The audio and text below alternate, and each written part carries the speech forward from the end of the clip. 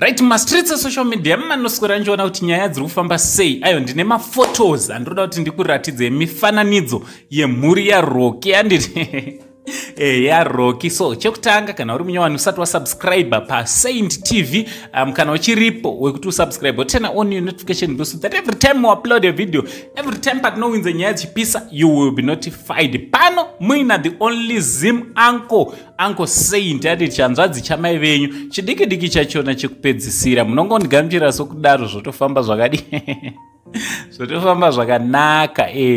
Vazukuru vasekuru Sendi zviri kufamba here kwamuri. So nyaya yandauya nayo ndoda kumbokuratidzai Pauline baby richiri rakabatana.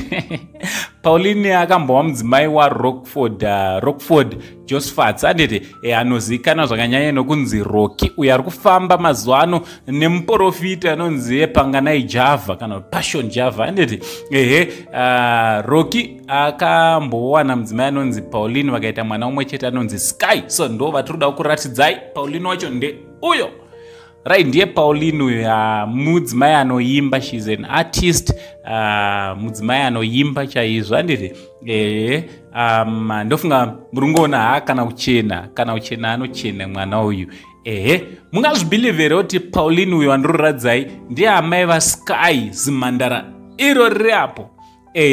Ndiye mwana wavo naRoki uyu, ndiye Skye wachona uyu anditi anonzi Skye Josphats anditi tati tizokuratidzai vazukuru kuitira kuti munge muri munozivawo mhuri dzemacelebs enyu.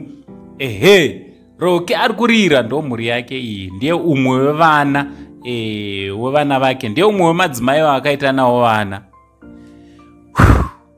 Right, from Uncle Zayn, the only Zimbabwean uncle, ndozvatati nazvo chida kuratidzai chitichi much love.